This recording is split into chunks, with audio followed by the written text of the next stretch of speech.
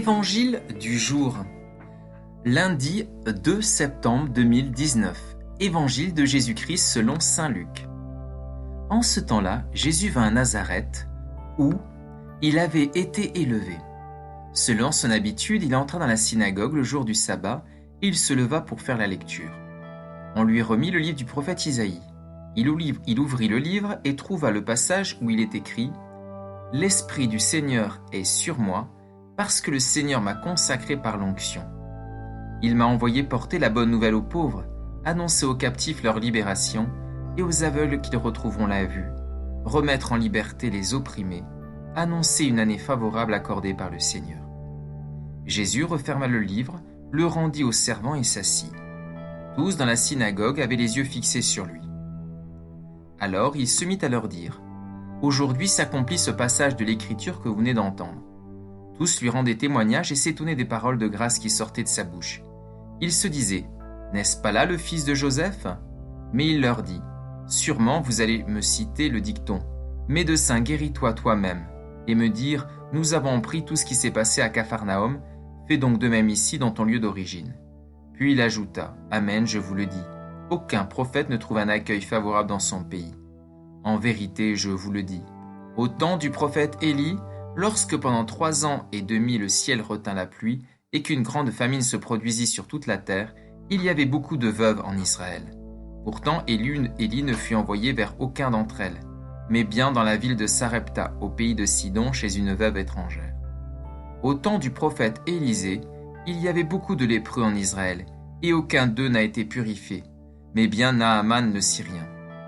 À ces mots, dans la synagogue, tous devinrent furieux.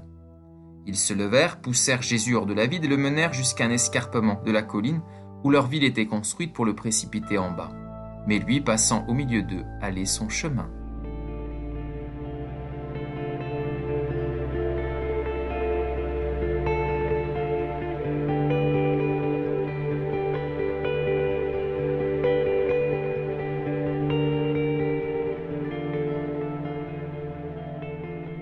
Commentaire de l'Évangile du jour par saint Ambroise, évêque de Milan et docteur de l'Église.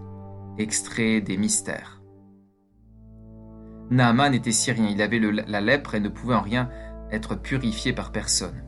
Il s'est rendu en Israël et Élisée lui a ordonné de se baigner 7 fois dans le Jourdain. Alors Naaman s'est mis à réfléchir. Les fleuves de sa patrie avaient une eau meilleure dans laquelle il s'était souvent baigné sans être jamais purifié de sa lèpre. Mais il s'est baigné et purifié aussitôt. A compris que la purification ne vient pas de l'eau mais de la grâce. C'est pour cela qu'on t'a dit à ton baptême, ne crois pas seulement ce que tu vois, car tu pourrais dire toi aussi comme Naaman, c'est cela ce grand mystère, que l'œil n'a pas vu, que l'oreille n'a pas entendu et qui n'est pas parvenu à la pensée de l'homme. Je vois de l'eau comme j'en voyais tous les jours, peut-elle me purifier, alors que j'y suis descendu souvent sans être jamais purifié?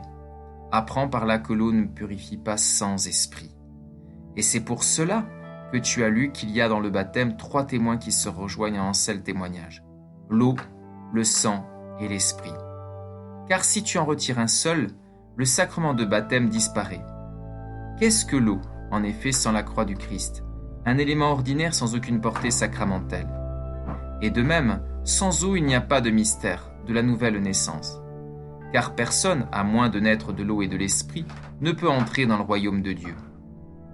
Le catéchumène croit en la croix du Seigneur Jésus, dont il a reçu le signe, mais s'il n'a pas été baptisé au nom du Père et du Fils et du Saint-Esprit, il ne peut pas recevoir le pardon de ses péchés ni recueillir le don de la grâce spirituelle. Le Syrien Naaman s'est plongé 7 fois sur la loi, mais toi tu as été baptisé au nom de la Trinité. Tu as confessé ta foi au Père, tu as confessé ta foi au Fils, ta foi en l'Esprit Saint. Retiens la succession de ces faits. Dans cette foi tu es morte au monde, tu as ressuscité pour Dieu.